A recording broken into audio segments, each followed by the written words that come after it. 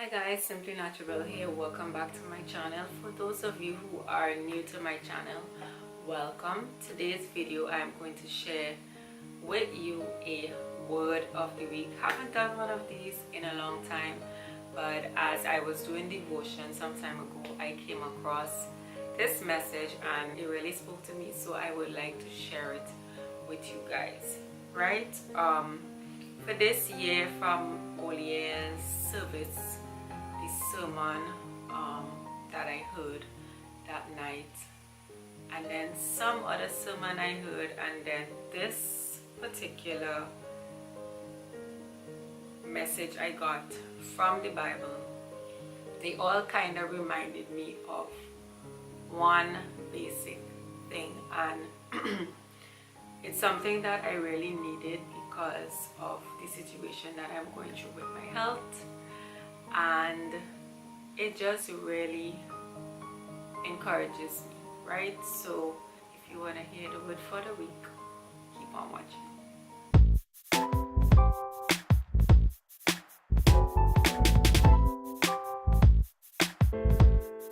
Right, so the chapter that I went through in the Bible was from John 11.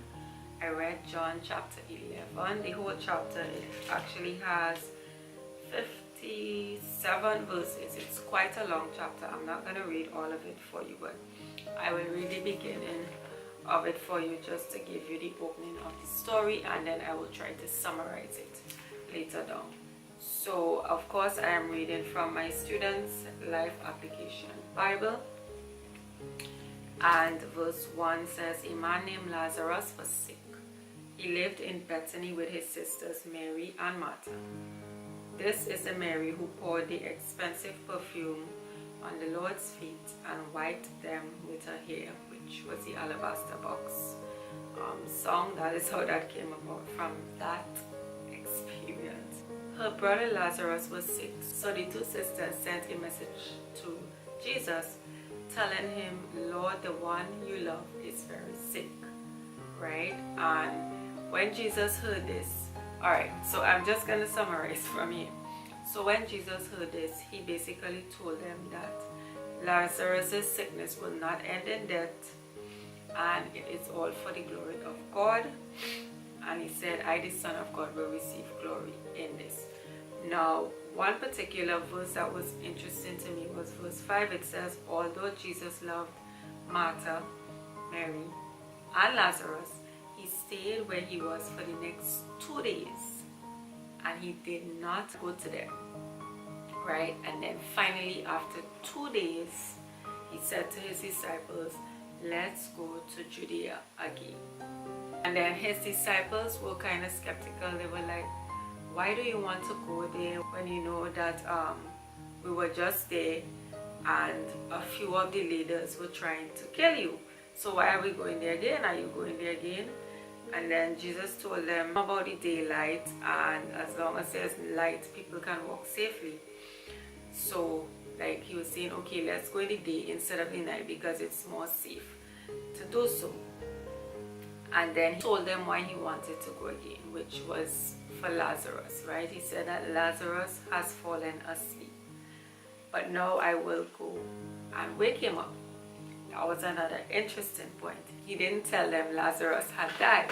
He told them Lazarus has fallen asleep and now I will go and wake him up. So they said, they end up telling him, well, Lord, if he's sleeping, that means he's getting better, right?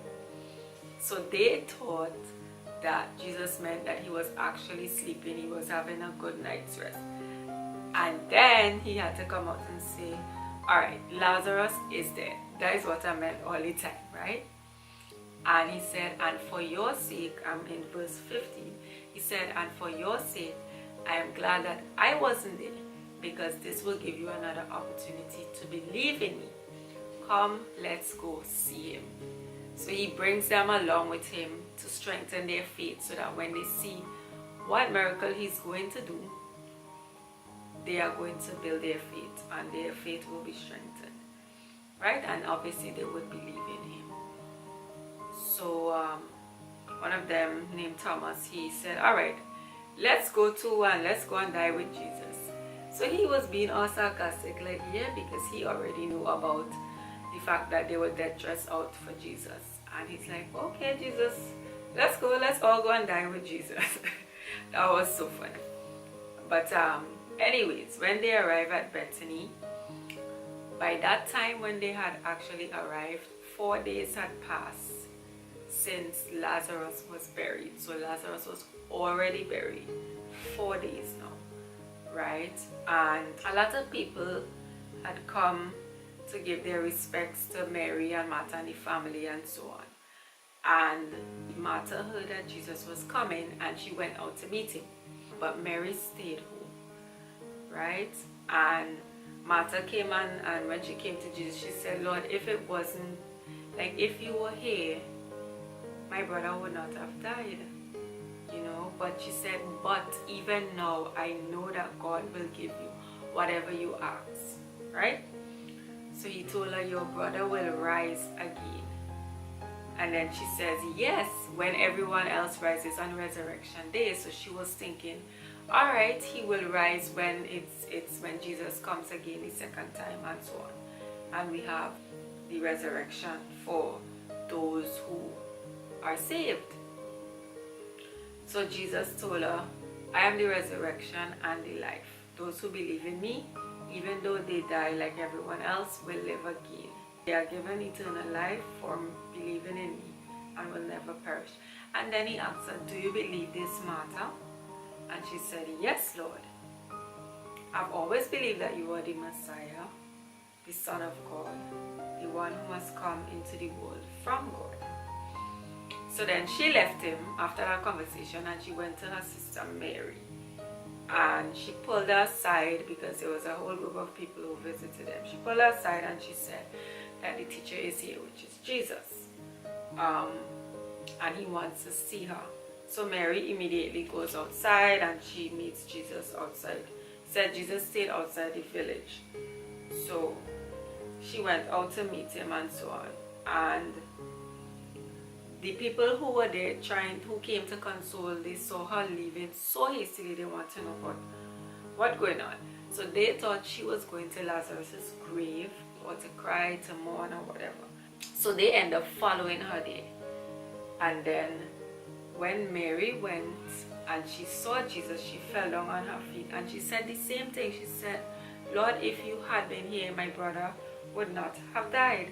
And she started crying down the place and bawling and weeping and mourning, and all the other people start. So everybody started crying.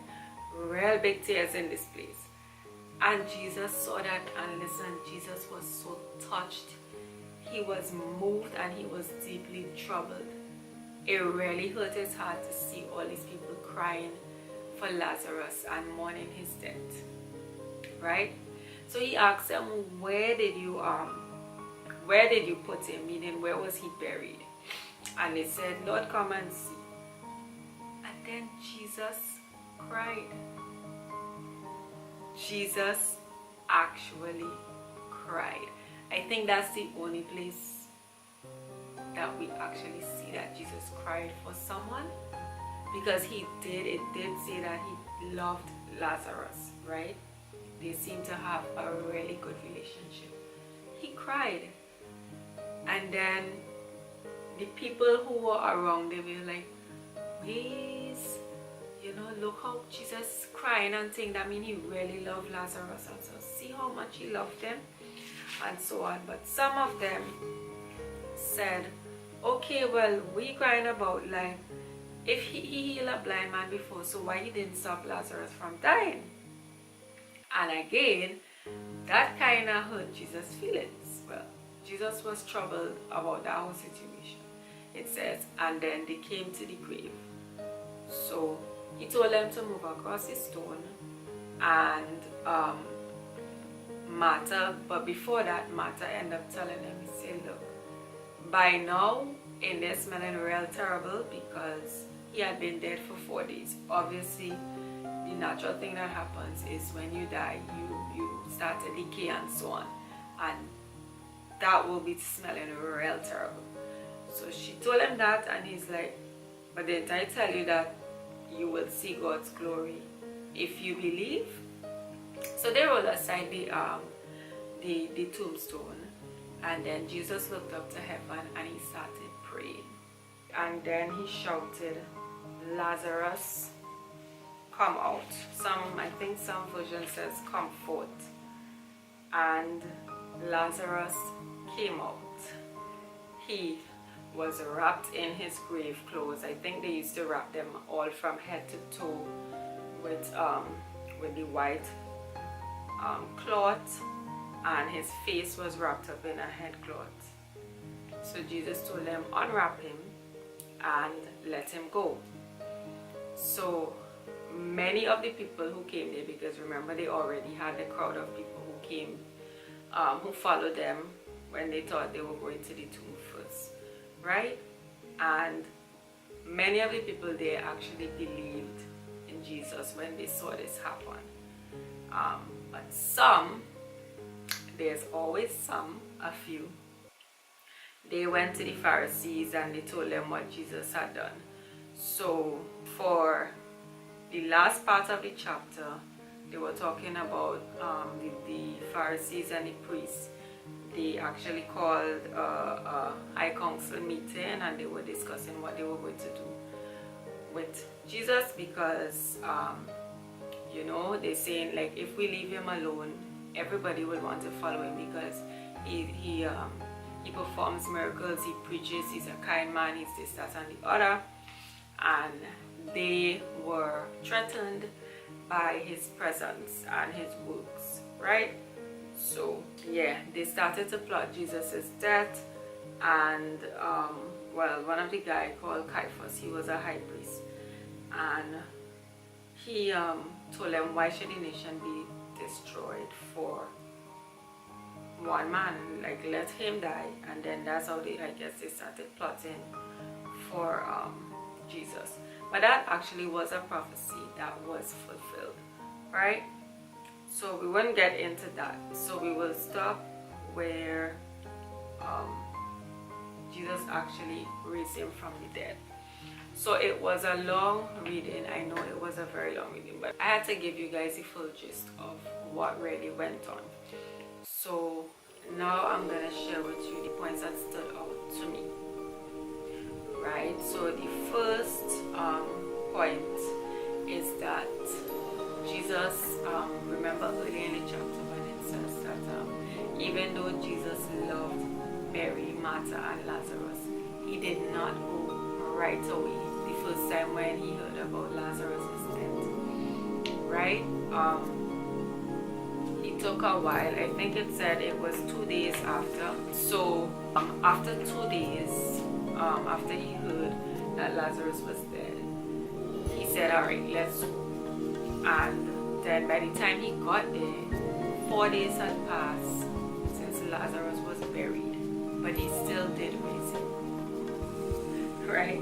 So for me, the point that came out is that not because God doesn't answer our prayer right away, that doesn't mean that he doesn't hear us or he doesn't want to answer us, right? So the lesson we have to take from this is that we have to trust his timing, because he knows best, right? It's not that he's saying, okay, well, he died already, and like, no, he actually took the time to go, even though he did not go right away, which is found in verse 11, right? And he cared for Lazarus, so he wanted to see him alive again, right? So he wanted to raise him from the dead. It's not that he didn't want to, but he just didn't go at the time. And in verse 15 it also says, I am glad I wasn't there, because if we remember, Mary and Martha came with the same thing, and they said, Jesus, if you were here, our brother Lazarus would not have died. So he said he was glad that he wasn't there, because this will give the disciples, and I guess many others, opportunities to believe in him, right? So we may not understand why God may not answer something right away, but we have to trust that He knows what's best and His timing is best, right? And at the end of the day, He will be glorified. His name will be glorified. It actually said that at one point, right? So that's the first point, and that also reminds me of the song, He's an on-time God. Yes, He is. Right. I want to get copyright, but there's a song also 4 days late, but He's still on time. So those songs are 2 songs that I really like that reminds me of this story. Right? So verse 33 to 38 talks about how Jesus showed His emotion when He saw that Mary, started crying and mourning and so on, and all the people started wailing and so on. It said that God was filled with emotion and He was deeply troubled. He was really saddened by the fact that they were crying and they were in sorrow and they were in so much grief. He actually felt it. And He wept. He Himself cried after He saw that, and then people were like, wow, Jesus really did love Lazarus, a lot of people paint the picture of God as this big bully, and do what I say and do if you don't do this. And God had emotions. Jesus had emotions when He was here on earth. He went through all the things. He cried, He felt compassion, and that is one of the things I want us to remember. He cares about us. He went through all the emotions that we went through while He was living here on earth. So He cares and He understands how we feel. So it says, there's a little note in the Bible that says that we should pretend for Him. We should be open with Him. We must be honest and willing to share our deepest, darkest feelings, our truest emotions. Just share it with Him, because He wants us to be honest with Him. He already knows, but just like how you would share your deepest emotions with a friend, that's what He wants. That's the relationship God wants with us, right? And He wants us to also believe in Him. Like He was asking Martha when she came if she believed and so on, and He reminded her that, eternal life and redemption comes to those who believe. So He wants us also to believe in Him. And He wants what's best for us, right? As we can see in verse 25 to 27, right? That's when He asked her if she believed. And the next point stood out to me was the fact that Jesus was willing to go to a place where He knew people were out for Him, people wanted to kill Him, and so on. He actually risked His life to raise somebody who was already dead, right? To raise Lazarus. And that shows that Jesus really does care for us as His people. And even when God sent His Son, He knew what would happen. Sent Him as a baby. He knew that eventually He would die for our sins. So He knew that He was going to be crucified when He came to earth, right? Growing up, and He followed God's will, and He was obedient to His Father, and also to fulfill prophecy. He died for us, but most importantly, it was His love for us that allowed Him to die for us. He didn't have to die. He's God. He didn't have to die. He allowed Himself to be put on that cross and died just for us, for every one of us, for those who were there at the moment, at that time in life, for us who were born after, for people who haven't even been born yet. He died to save all of us, no matter what race we are, no matter what country we came from, no matter whether we are rich or poor, whether we are good or bad people. Jesus loved us so much that He died for us, as you can see in John 3:16. Right? He wants all of us to have a chance at eternal life, and That is something that really amazes me. Every time I hear it, it does amaze me because he died for people, even for those who treated him bad, even for those who crucified him on the cross, even for those who persecuted him, even for those who told lies on him. He died so everyone can have eternal life. What a Savior, what a God. That is just so amazing.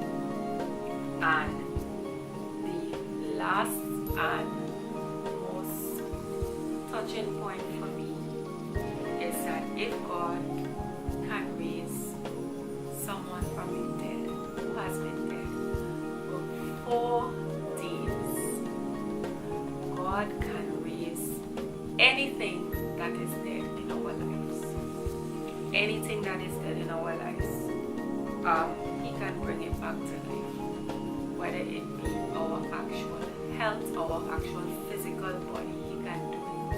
Our health could be declining, and this is the area where I feel most touched, right?